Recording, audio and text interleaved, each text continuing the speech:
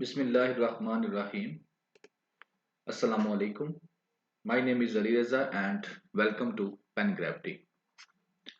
जी today Dawn newspaper के हम editorial जो हैं उनका एनालिसिस करेंगे इस लेक्चर के अंदर और डिस्कशन में हमारा जो फोकस रहेगा वो रहेगा ऐसे के ऊपर, करंट अफेयर, पाकिस्तान अफेयर के ऊपर, सोशल साइंसेज के जो सब्जेक्ट्स हैं उनके जो मुख्तलिफ किस्म के जो कंप्यूटर एग्जाम्स के अंदर सोशल साइंसेज के जो ऑप्शनल सब्जेक्ट्स हैं उनके कुछ एरियाज के ऊपर, और इसके साथ साथ जो है फोकस रहेगा आपकी जो क्रिटिकल अप्रोच है उसकी डेवलपमेंट की जाए और आर्गुमेंट बिल्डिंग के ऊपर वर्किंग की जाए, ताकि ये जो है आपके ऐसे के पेपर के साथ साथ जो दूसरे भी आपके एग्जाम्स हैं वहां पर आपकी हेल्प कर सके, और साथ साथ इंशाल्लाह इंटरव्यू में तो ये आपकी जो आर्गुमेंट बिल्डिंग अप्रोच है या क्रिटिकल अप्रोच है it will ultimately benefit you. And today is 22nd of January 2024। जी क्या है आज का जो टुडे डॉन न्यूज़पेपर है, ये रहा उसका एडिटोरियल्स और ओपिनियन वाला पेज। इस लेक्चर के अंदर हम डिस्कस करेंगे ये वाला जो पोर्शन है एडिटोरियल्स का 1, 2 एंड 3। बाकी ये वाला जो पोर्शन है ओपिनियन वाला, इसके लिए जो पुराने बच्चे हैं दे नो वेल, जो नए हैं उनके लिए बता दें इसके अंदर इस लेक्चर को ऑलरेडी जो है डिलीवर किया जा चुका है। इसके लिए आपको रजिस्ट्रेशन जो है वो रिक्वायर्ड है, आपको इस नंबर पर व्हाट्सअप करना है और अपनी रजिस्ट्रेशन करवा लेनी है। और रजिस्ट्रेशन कोई महंगी नहीं है, less than the price of a newspaper हमने इसकी जो है सेट की हुई है, ताकि मैक्सिमम से ज्यादा मैक्सिमम बच्चे जो है इससे बेनिफिट हासिल कर सके। और जो नए बच्चे हैं उनके लिए 2023 के जो ईयर है उसके 100+ ओपिनियन लेक्चर्स जो हैं वो पड़े हुए हैं यूट्यूब पर, अब वो जाएं उनको सुने और समझें और उसके बाद वो जो है रजिस्ट्रेशन करवाएं, ताकि उनको आइडिया हो कि कहाँ जा रहे हैं। जी पीडीएफ लिंक जो है टुडे न्यूज़पेपर का और इस लेक्चर का डिस्क्रिप्शन के अंदर आपको मिल जाएगा, व्हाट्सएप चैनल का भी मिल जाएगा। 3 इसके चैप्टर बना दिए जाएंगे, कोई भी क्वेश्चन है आप कमेंट सेक्शन में पूछ सकते हैं। Today question is when Indus river system authority was established. अब आपने इसका जो आंसर है कमेंट सेक्शन में हमको देना है और साथ में अपना फीडबैक भी देना है रिगार्डिंग लेक्चर। क्वेश्चन के ऊपर आपने गौर करना है, इसकी आपने डेट बतानी है और बाकी आपने खुद से पढ़ लेना है इंडस रिवर सिस्टम के बारे में, क्योंकि ये अभी हम जो है इसको डिस्कस करने जा रहे हैं अपने एडिटोरियल के अंदर, तो लिहाजा मैंने मुनासिब समझा ये भी जो है इसी रिवर सिस्टम से क्या है बिलोंग करता है, तो लिहाजा आपसे पूछा गया है, क्वेश्चन पूछा गया है गौर से, इंडस रिवर सिस्टम अथॉरिटी ये कब बनाई गई थी, ठीक है, तो इसकी आपने डेट बतानी है। सो द फर्स्ट क्वेश्चन आपका जो एडिटोरियल है वो क्या है, the coming disaster, water crisis की बात करेगा, डिजास्टर आने वाला है, ठीक है, द कमिंग डिजास्टर में क्या बात करेगा, वाटर की प्रॉब्लम के बारे में वो आपके साथ इसके अंदर डिस्कशन करेगा। कहता क्या है वो, कहता वो ये है कि जनाब आपके इंडिया के पास जो इंडिया ऑक्युपाइड कश्मीर है ना, जो इंडिया में है, एक तो हमारा आजाद कश्मीर है ना, उसके बाद जो इंडिया हेल्ड कश्मीर है वो, और उसके साथ वाला जो इलाका है लद्दाख। अब यहाँ पर प्रॉब्लम ये हुई है कि इस साल जो है सर्दियां तो आई हैं लेकिन स्नो लेस है, यानी कि पहले इस इलाके में जब सर्दी आती थी तो बर्फबारी होती थी, तो अब जब सर्दी आई है तो वहां पर बर्फबारी नहीं हुई। ये है उसका मेन पॉइंट। अब इस पॉइंट को लेकर वो आगे इसको खोलेगा कि ये जो बर्फबारी नहीं हुई इसका क्या नुकसान होने वाला है पाकिस्तान को भी खास तौर पर और इंडिया को भी। इसके ऊपर ये हमारा मेन फोकस रहेगा हमारी डिबेट का। जी इससे पहले कि मैं इस डिबेट को शुरू करूं आपको कुछ मैप्स दिखाता हूं ताकि आपको आइडिया हो जाए कि हम किस कौन सी बात करने जा रहे हैं और किस इलाके की बात करने जा रहे हैं, ठीक है। ये है पाकिस्तान का मैप, ये है आजाद जम्मू एंड कश्मीर का इतना सा पोर्शन, ये गिलगित बल्तिस्तान है। अब ये वाला जो इलाका है ना ये है किसके पास, इंडिया के पास। इसे हम लोग कहते हैं, जो अभी टर्म इसके लिए रखी गई है बेसिकली वो है इंडियन इलीगल ऑक्युपाइड कश्मीर। यहाँ पर ही श्रीनगर है, यहाँ पर ही लद्दाख है और यहाँ पर ही वो कश्मीर का एरिया है सारे का सारा। इस एरिया में वो कहता है कि जो स्नो है ना, जो बर्फ है स्नोलेस विंटर हुआ है, इस एरिया में बर्फ नहीं आई, इन सर्दियों में बर्फबारी नहीं हुई। ठीक हो गया। अब यहां पर बर्फबारी ना होने से अब पाकिस्तान को क्या नुकसान हो सकता है, उसके ऊपर हम लोग डिस्कशन करेंगे। अब आपको एरिया तो क्लियर हो गया सारे का सारा। अब इसकी डिस्कशन से पहले एरिया मैंने आपको दिखा दिया, अब आपको ये पता चल गया किस एरिया में आगे क्या क्या है वो भी आपको दिखाऊंगा, ठीक है ना, ताकि आपको क्लैरिटी होती जाए। इससे पहले आपको बता दूं कि ये होता क्या है, पहले एक और चीज है, दो बच्चों वाली चीज है लेकिन ये आपको पता होना चाहिए। इसे हम लोग कहते हैं वाटर साइकिल। अब वाटर साइकिल कैसे चलता है, ये है आपका समुद्र के अंदर पानी, ये होता है अवेपोरेट। ठीक है, इसको क्या हवा क्या करती है, इसको अवेपोरेशन नहीं होती जिस तरह से, जब यहाँ पर गर्म होता है तो हवा बन ये यानी कि अपनी माया से क्या करता है, लिक्विड से क्या करता है, गैसेस फॉर्म के अंदर ये कन्वर्ट होता है और यहाँ से उड़ जाता है। आपको पता है वाटर का जो फार्मूला है H2 है, दो हाइड्रोजन एक ऑक्सीजन, ठीक है। तो यहाँ से अब ये अवेपोरेट होता है, अवेपोरेट होने के बाद ये फिर मूव करता है, ठीक है, और ये फिर बादल बनते हैं, कंडेंसेशन होता है, यानी कि इसका फिर यहाँ पर बादल बन जाते हैं। और फिर जब ये जो ग्लैप के जो पहाड़ी इलाके हैं वहां पर जाकर क्या करता है, ये इसकी प्रेसिपिटेशन हो जाती है। ये प्रेसिपिटेशन इसको हम कह सकते हैं, कोई भी जो चीज जो ऊपर से नीचे गिरती है उसके लिए ये वर्ड यूज किया जाता है। वो बारिश हो सकती है, वो स्नो हो सकती है, वो आइस हो सकती है, कुछ भी हो सकता है, ओले भी हो सकते हैं। ठीक हो गया। तो अब होता क्या है कि पानी वही रहता है, पानी चेंज नहीं होता, यहां से अपनी फॉर्म चेंज करता है, वो उड़ता है और जाकर इन इलाकों में क्या करता है। मैं ज्यादा डीपली नहीं जाऊंगा, ये हल्का सा मैप इसलिए दिखाया, बल्कि आपको सिर्फ हल्का सा टच दूंगा। बाकी अगर जो ज्योग्राफी के स्टूडेंट हैं, पीएमएस के या सीएसएस के, वहां पर जो है ये वाटर साइकिल जो हाइड्रोलॉजिकल सेक्टर पूरा का पूरा है, उनको तो डीपली पढ़ना चाहिए पेपर पर्सपेक्टिव में। आप लोग सिर्फ इसको सुन लें हल्का सा, ठीक है। तो यहां से ये एक साइकिल चलता है, यहां से पानी उड़ता है और यहां पर जाकर ये गिरता है। और यहाँ पर बेसिकली जो जिस इलाके की ये बात कर रहा है, यहाँ पर टेम्परेचर होता है बहुत ज्यादा लो, ठीक है। और लो होने की वजह से यहाँ पर जो पानी गिरता है, या जो बर्फ, पानी तो गिरता नहीं है, बर्फबारी ही होती है, तो ये आपके पहाड़ों के ऊपर जम जाती है, ग्लेशियर्स बन जाते हैं, जमी रहती है पहाड़ों के ऊपर ना।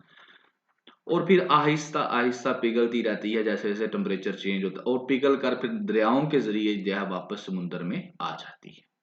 और यहाँ से फिर ऐसे ही होता है, तो ये एक साइकिल चलता रहता है। यहाँ से पानी उधर जाता है और वहां से फिर मेल्ट होता है, मेल्ट होकर दरियाओं के जरिए वापस आता है। तो दरियाओं के जरिए से जब वो गुजर कर आता है तो अल्टीमेटली रास्ते में जितनी जमीनें हैं उनको भी क्या कर देता है, वो एग्रीकल्चर वगैरह भी उसी उसी पानी को इस्तेमाल कर लेते हैं हम। तो ये था वाटर साइकिल, ये भी आपको समझ आ गया होगा उम्मीद है। और ये इलाका कौन सा ये भी समझ आ गया। अब हम इसको एक स्टेप आगे चलते हैं। पॉइंट हमारा क्या है कि यहाँ पर जो है स्नोलेस विंटर आया है, इस दफा बर्फबारी नहीं हुई, और उसका इम्पैक्ट क्या होने वाला है वो हम डिस्कस करने जा रहे हैं। ये जी आपके सामने है पिक्चर, ठीक है, ये है आपका पाकिस्तान और ये है आपका इंडिया। यहाँ पर है हिंदुकुश रेंज, ठीक है ना, हिंदुकुश रेंज, ये है आपकी कराकोरम रेंज और ये आपका ग्रेटर हिमालय। अब ये वाला जो इलाका है ना, ये यहाँ पर आपकी सारी जो है कराकोरम के अंदर आपकी वो वाली है माउंट एवरेस्ट है, ठीक है ना। इसी तरीके से ये आपके हिमालयन रेंज है, ठीक है। यहाँ पर आपकी वो दूसरी, यानी कि इन्हीं एरियाज के अंदर जो है आपकी जो इधर एक माउंट एवरेस्ट यहाँ पर है हाईएस्ट, और कराकोरम हाई के अंदर K2 है, सॉरी, इधर इसके अंदर K2 है और इधर माउंट एवरेस्ट है। तो ये एरिया यानी कि हाइट के लिहाज से बहुत ऊंची ऊंची जो है ये क्या है, यहाँ पर माउंटेन्स हैं और ये माउंटेन रेंजेस हैं, ठीक है। तो यहाँ पर बर्फ जो है ये जमी रहती है और फिर आहिस्ता आहिस्ता मेल्ट होकर जैसे कि इंडस रिवर के नीचे आ जाती है, ये गंगास की तरफ चली जाती है। तो ये आपको थोड़ा सा माउंटेनियस की शक्ल दिखाने की कोशिश की गई है। अब आगे क्या होता है जी, आगे ये होता है कि ये दोबारा से आप लोग देखेंगे मैप, तो यहां से फिर आगे बात ये चलती है कि इस एरिया में से क्या है, रिवर्स निकलते हैं मुख्तलिफ किस्म के, जो ये इस एरिया की जो बर्फ है जब ये पिघलती है, ठीक है, ये एरिया वही है जो मैंने आपको यहाँ पर दिखाया था, ये वही वाला एरिया है, नया नहीं है, लेकिन अब इसकी शक्ल अब मैप की शक्ल में नहीं दूसरी तरह से आपको दिखा रहे हैं। तो ये यहाँ से क्या होता है, बर्फ पिघलती है और पिघलने के बाद वो क्या करती है, मूव करती है दरियाओं के जरिए से नीचे, ठीक है। पानी जो है वो जैसे ये जेहलम है, चिनाब है, तो इनके जरिए से क्या होता है, नीचे आता है और इन दरियाओं इस इलाके में से गुजरते आगे वो क्या करता है, समुद्र में चला जाता है, ठीक हो गया जी। अब ये जो है होता क्या है इस तरह से कि जब बिफोर 1947 ये इलाका था सारे का सारा इकट्ठा ही, ठीक है, ये पंजाब दो नहीं थे, एक थे, और ये दरिया भी चल रहे थे सारे के सारे इसी रूटीन से, इंदस, इसे भी इंदस बेसन इसे को ही कहा जाता है, ठीक है ना। लेकिन 1947 की जब डिवीजन हो जाती है पाकिस्तान और इंडिया की, उसके बाद फिर मसला ये पैदा होता है कि अब ये जो दरिया हैं इनका पानी का क्या करना है। तो इसका सोल्यूशन जो करने के लिए बाद में एक सोल्यूशन इसका ये किया गया, इंडस वाटर ट्रीटी जो है वो 1960 के अंदर क्या किया गया, एक साइन किया गया वर्ल्ड बैंक की मदद से। उसमें क्या किया गया कि जो ईस्टर्न, ठीक है ना, एरियाज हैं, ईस्टर्न रिवर्स हैं, वो तो दे दिए गए इंडिया को, और जो आपके वेस्टर्न रिवर्स हैं वो पाकिस्तान को दिए गए, और उसके साथ साथ उसके अंदर थोड़ी सी जो चीजें हैं वो इंडिया को भी दे दी गई। अब ये ज्यादा क्यों किया गया, क्यों इसलिए किया गया क्योंकि जिस इलाके से ये इंडस बेसन है, जिस इलाके में ये इंडस बेसन है, या जिस इलाके से ये रिवर्स निकलते हैं सारे के सारे, वो इलाका जो है वो इंडिया ऑक्युपाइड कश्मीर के अंदर आ जाता है। तो लिहाजा वो आप कह लें कि जो टूटी का नलके का जो है ना अपना, जिस तरह किसी टैप का कंट्रोलर है वो वहां पर है, तो उन्होंने पहले पानी बंद कर दिया, जिसकी वजह से फिर लड़ाई जंग वार वगैरह भी हमारी उनके साथ हुई। तो लिहाजा इसको फिर डिवाइड कर लिया गया कि 3 रिवर आप लोग रख लें और 3 रिवर हम लोग रख लेते हैं। तो लिहाजा ये रावी, ब्यास और सतलुज, अब इन तीनों के ऊपर इंडिया के हैं राइट्स, और इसीलिए आपके रावी में पानी भी नहीं आता। ठीक हो गया।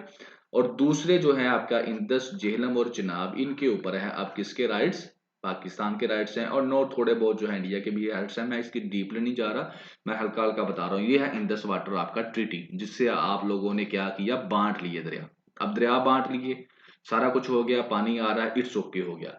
अब प्रॉब्लम क्या हुई, अब प्रॉब्लम ये होती है कि ये वाला जो हिस्सा है, यहां से ये निकलता है चिनाब भी और झेलम भी, जो पाकिस्तान में आता है पानी लेकर, और उस पानी से क्या है, आपकी सारी की सारी सिंध की और पंजाब की जो एग्रीकल्चर है वो चलती है। अब जब ये आता है पानी कैसे है कि वो जो बर्फ पहाड़ों के ऊपर है वो क्या होती है, पिघलती है, और फिर आहिस्ता आहिस्ता दरियाओं में पानी आता है। तो बर्फ जो है, स्नो जो है, इस दफा विंटर के अंदर स्नो तो वहां पर हुई नहीं, बर्फबारी तो हुई नहीं। जब बर्फबारी नहीं हुई, इसका मतलब है कि फिर पानी कहाँ से आएगा, जब बर्फ होगी नहीं तो पिघलेगी कैसे। और अगर अभी नहीं हुई, जो पुरानी बर्फ है वो पिघलती है, तो फिर भी जो है वो प्रॉब्लम है। अभी के लिए तो हम पानी फिर ले लेंगे, लेकिन अगले फिर 1-2 सालों में पानी कहाँ से आएगा। तो ये है असल बात जो वो कह रहा है, इसको वो कह रहा है डिजास्टर, कि इस वजह से अब ये होगा, पाकिस्तान और इंडिया के दरमियान प्रॉब्लम पैदा हो सकती है इस चीज को लेकर, क्योंकि पानी का मसला है। तो इस वजह से प्रॉब्लम पैदा हो सकती है, पानी थोड़ा आएगा पाकिस्तान के पास। ठीक है, ये था इसका जो है मैप्स के थ्रू आपको I think so whole idea जो है वो चला गया होगा आपके पास, आपको अब क्लियर भी हो गया होगा। तो अब हम थोड़ा इसकी जो वर्डिंग शर्डिंग है उसके ऊपर डिस्कशन कर लेते हैं। बाकी जो मेन आइडिया था वो मैंने आपको कन्वे कर दिया है, ठीक है। और इसी को वो कह रहा है, ये है डिजास्टर, ठीक है। स्नोलेस विंटर, आपको बताया है कि स्नो के बगैर विंटर आया है, उसका रिजल्ट क्यों आया है, एक्सट्रीम वेदर की वजह से। और उससे क्या होगा, जो वाटर की अवेलेबिलिटी है इंडस बेसन सिस्टम के अंदर वो कम हो जाएगी। और ये सारे किसके रिजल्ट्स हैं, ग्लोबल वार्मिंग की वजह से सारे का सारा हो रहा है। अब जो पाकिस्तान है, जब वहां पे बर्फबारी कम होगी तो अल्टीमेटली पानी भी कम ही पिघल के आएगा, तो पाकिस्तान जो है वो डिस्टर्ब होगा। क्यों, पाकिस्तान जो है लाइफ लाइन ऑफ पाकिस्तान यानी कि एग्रीकल्चर है और इकोनॉमी है पाकिस्तान की अल्टीमेटली। वाटर की स्कार्सिटी जो है इस रीजन में पहले ही बहुत ज्यादा है, भले ही बहुत ज्यादा कमी है, और पाकिस्तान उन 10 कंट्रीज में से एक है जो क्लाइमेट चेंज की वजह से अफेक्ट हो रहे हैं। और आपको पता भी है, फ्लड भी पाकिस्तान में अभी आया था 2022 के अंदर, ठीक है। अब वो कहता है जो ग्लाशियर है हिमालय के, वो कराक्रम रेंज जो मैंने आपको दिखा दी थी, वो तेजी के साथ क्या हो रहे हैं, पिघल रहे हैं, कम हो रहे हैं। क्यों, क्योंकि टेम्परेचर बढ़ता जा रहा है और उसकी वजह से वो तेजी के साथ जो है वो पिघलते जा रहे हैं। और इसके साथ साथ कहता है जो स्नो मेल्ट हो रहा है वो is another major source of water rivers, यानी कि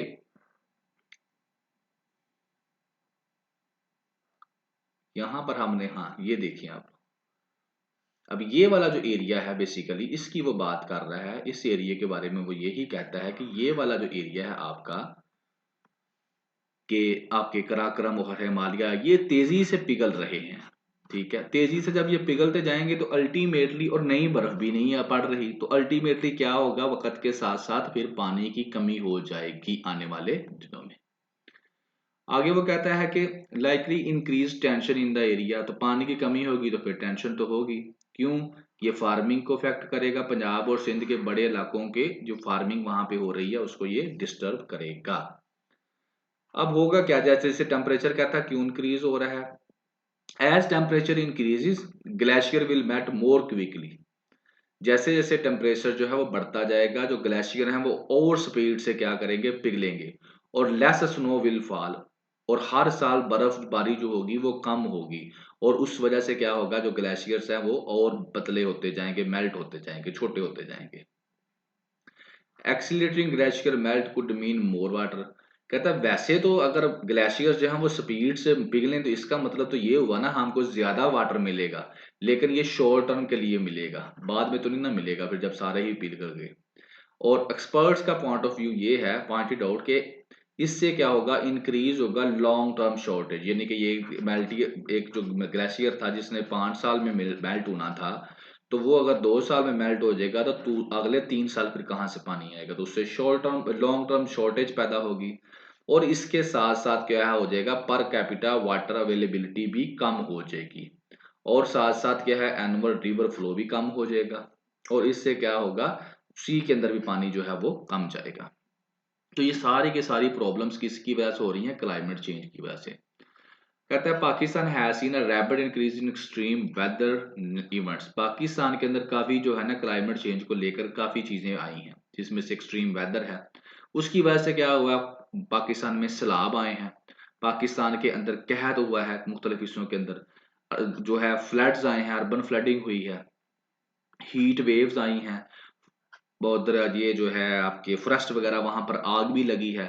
ठीक है ना, the changing climate has added increase food insecurity, food insecurity को भी उन्होंने बढ़ा दिया है, और जो कमिंग वाटर शॉर्टेज है ये इस मसले को और ज्यादा बढ़ा देगी। फूड सिक्योरिटी क्या है जी, किस तरह से, सादा सी मिसाल है, अगर मैं फॉर एग्जांपल देता हूँ कि ये 100 एकड़ जमीन है और यहाँ पर हमने वीट जो है वो काश्त की हुई है, ठीक है, पाकिस्तान वालों ने, यहाँ से भी सैलाब आता है, और सैलाब जो है यहाँ से इस एरिया को क्या करता है, इतने एरिया को तबाह कर देता है, इतनी फसल को, तो आपकी जो है तकरीबन 40 एकड़ बच जाती है, और 60 एकड़ जो जमीन है वो तबाह हो जाती है, कि मिसाल देता हूँ, फसल तबाह हो जाती है। अब ये जो 60 एकड़ से जो पैदा होनी थी वीट, अब वो आप कहाँ से लेंगे, जाया होगी ना, यानी कि फ्लड की वजह से, तो वो क्या है, फिर आपको परचेज करनी पड़ेगी किसी, जैसे हम लोग यूक्रेन से जो है इंपोर्ट कर रहे हैं, तो आपको फिर परचेज करनी पड़ेगी, इंपोर्ट करनी पड़ेगी, और आपके पास डॉलर तो है नहीं, तो अल्टीमेटली जब आप उसको परचेज करेंगे, इंपोर्ट करेंगे, तो उसकी प्राइसेस भी बढ़ जाएंगी। तो इससे क्या होगा, जो आपकी फूड इनसिक्योरिटी है इस तरह से जो है वो इंक्रीज होती है क्लाइमेट चेंज की वजह से। तो ये सारी चीजें इसने इसके अंदर डिस्कस की, मैंने कोशिश की आप तक कन्वे करूं, और आप तक कन्वे इंशाल्लाह हो भी गई होंगी। अब मैं इसको लेके जाता हूं पेपर पर्सपेक्टिव में। यहाँ पर हमने बात की पाकिस्तान की और इंडिया की, क्लाइमेट एंड कंफ्लिक्ट, हमने एक ओपिनियन जो है कुछ दिन पहले डिस्कस किया था, तो ये एक आपको इसी के अंदर आप फिट कर सकते हैं कि देखें जी, क्लाइमेट चेंज की वजह से क्या हुआ, ग्लोबल वार्मिंग हुई है ना, क्लाइमेट चेंज की वजह से टेम्परेचर बढ़ा है, और इस वजह से स्नो जो है, स्नो लेस विंटर आया है, कहां पर, आजाद जम्मू कश्मीर के अंदर।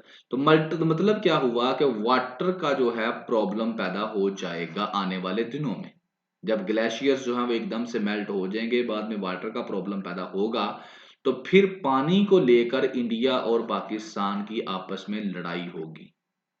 ठीक है, जब इंडिया वाले पानी नहीं देंगे, जो थोड़ा बहुत होगा, तो आप पाकिस्तान वालों का क्या होगा, फूड का मसला पैदा होगा, क्योंकि फार्मिंग है, एग्रीकल्चर आपने इसी से करनी है, तो उससे क्या होगा, पाकिस्तान और इंडिया के दरमियान लड़ाई भी हो सकती है, जंग भी हो सकती है। तो ये क्या है बेसिकली, अगर आपको ऐसे आता है क्लाइमेट एंड कन्फ्लिक्ट, तो उसके अंदर आप इसको आर्गूमेंट के तौर पर क्या कर सकते हैं, फिट कर सकते हैं। इंडिया पाकिस्तान रिलेशंस के अंदर आप ये बात कर सकते हैं। और वाटर सिक्योरिटी और फूड सिक्योरिटी आपके सामने है कि किस तरह से ये क्लाइमेट चेंज की वजह से डिस्टर्ब होगी और इसकी वजह से इन दोनों मुल्कों के दरमियान रिलेशन जो है वो डिस्टर्ब हो सकते हैं। और अल्टीमेटली इसको आप ये कह सकते हैं, it is the output of climate change. ठीक हो गया जी। तो इस तरह से आप इन आइडिया को आपस में इंटरकनेक्ट कर सकते हैं। वाइटल स्टेप वुमेन राइट्स की बात करता है। कहता क्या है इसके अंदर?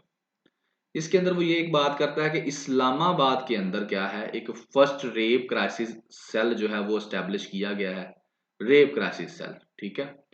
अब ये क्या है, यानी कि रेप क्राइसिस सेल जो है पहला जो है वो इस्लामाबाद के अंदर स्टैब्लिश किया गया है। कहाँ पर? Pakistan institute of medical sciences के अंदर। वो कहता है ये एक बड़ा पॉजिटिव स्टेप है।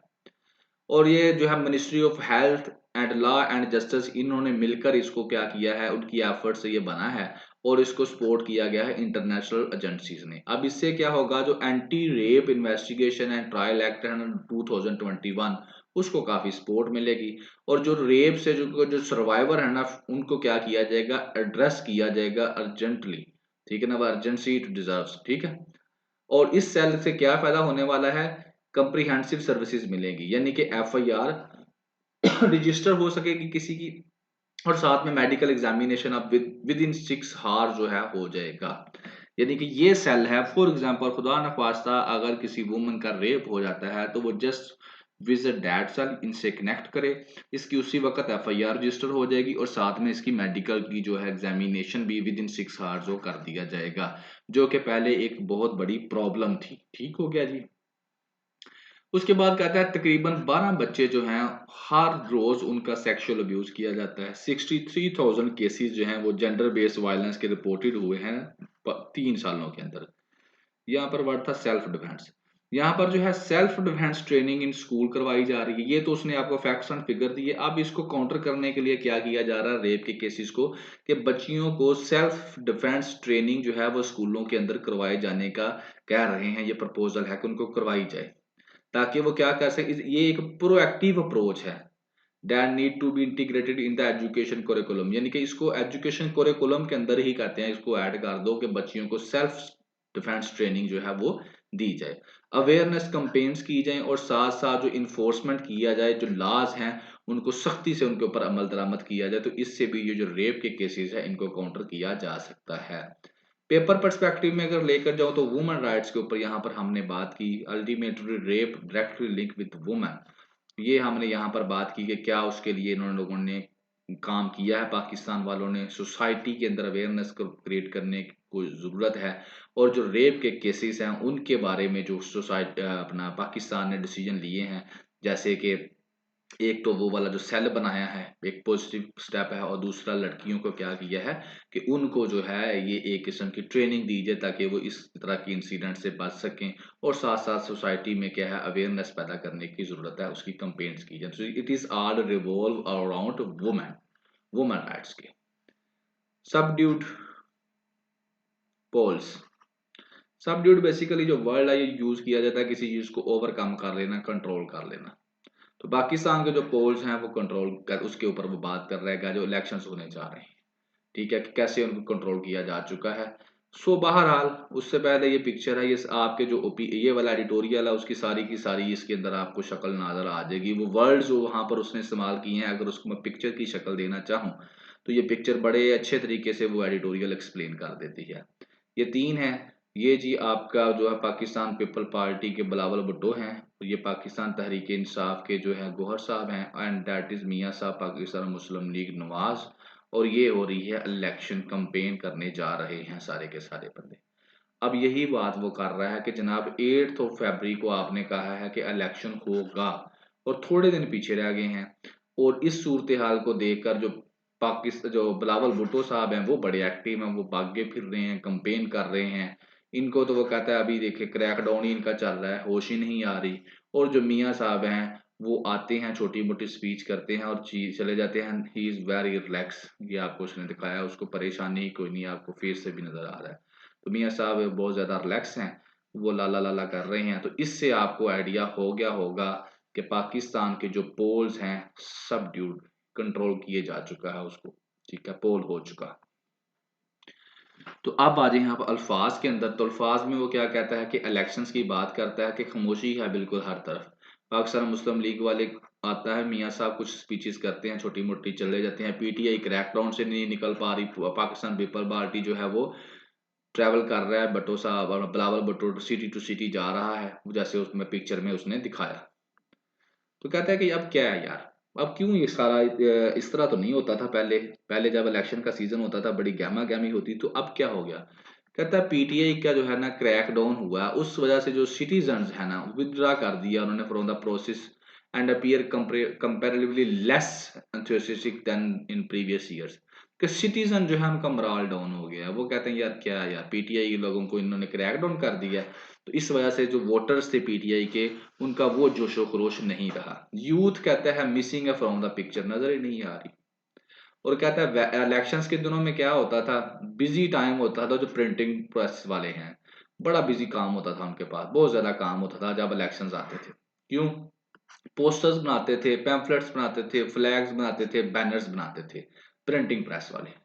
तो बड़े बिजी होते थे। इसी तरह जो इवेंट मैनेजमेंट करने वाली कंपनीज थी या छोटे मोटे कारोबारी लोग थे, रेंट पे दे देते, टेंट को देते थे, चेयर्स देते थे, साउंड सिस्टम को देते थे रेंट के ऊपर, ठीक है ना। तो इससे क्या होता था, उनका बिजनेस जो है वो बूस्ट करता था। जैसे जैसे पॉलिटिकल पार्टीज एक्टिविटीज जो हैं वो उनकी पिकअप होती थी और पार्टी स्टार्ट कर देती थी अपनी रैली, जो रैलीज वगैरह निकालती थी। तो इन दोनों जो इंडस्ट्रीज का भी काम, प्रिंटिंग वालों का और इवेंट मैनेजमेंट वालों का भी बड़ा काम होता था। लेकिन कहता है कि अब ये इंडस्ट्री जो है ना, इनको को ज्यादा जो much less than the expected demand, जितनी वो डिमांड कर रहे थे वो कोई काम नहीं हुआ, ऐसा कोई काम नहीं हुआ, बस हल्का मुल्का आते हैं और चले जाते हैं। उसकी जगह पर वो कहता है कि जो सोशल मीडिया प्लेटफॉर्म है ना, जैसे एक्स है, टिकटॉक है, वो जो है become new front in war of political narratives. तो वहां पर अब क्या है कि सोशल मीडिया को इस्तेमाल किया जा रहा है ज्यादा कामों के लिए। लेकिन कहते हैं अब डर ये भी है कि जो है इसको भी रिस्ट्रिक्ट कर दिया जाएगा जैसे ही इलेक्शन नजदीक आएंगे। तो अल्टीमेटली वो कहता है कि इलेक्शन कमीशन ऑफ पाकिस्तान का फेलियर जो है ना, फेल हो चुका है, discharge its duties according to the constitution. तो इस सारी पिक्चर से, सारे सिनेरियो से यही पता चलता है कि इलेक्शन कमीशन ऑफ पाकिस्तान अपनी ड्यूटी फुलफिल नहीं कर सका। पेपर पर्सपेक्टिव में डायरेक्टली डेमोक्रेसी को ये हिट करता है। डेमोक्रेसी के अंदर क्या है, पॉलिटिकल पार्टीज होती हैं, उसके बाद आपका इलेक्शन होता है और रोल होता है इलेक्शन कमीशन ऑफ पाकिस्तान का, मीडिया एक रोल अदा करता है। तो यहाँ पर डेमोक्रेसी के बाद पॉलिटिकल पार्टीज तो हैं लेकिन क्रैकडाउन चल रहा है, ठीक है ना। इलेक्शन कमीशन तो, इलेक्शंस तो होने जा रहे हैं लेकिन इलेक्शन कमीशन ऑफ पाकिस्तान एक कमजोर बॉडी है, वो अपना रोल अदा नहीं कर पाई सही तरीके से। मीडिया को क्या किया हुआ है, मीडिया का भी क्रैकडाउन, उसको भी क्या किया हुआ है, कंट्रोल किया हुआ है। तो इस तरह से आप कह सकते हैं कि पाकिस्तान में जो डेमोक्रेसी है उसको क्या क्या हर्डल्स हैं वो आपके सामने है, प्रैक्टिकली आप ऑब्जर्व भी कर रहे हैं। तो इसको आप ऐसे में लिख सकते हैं।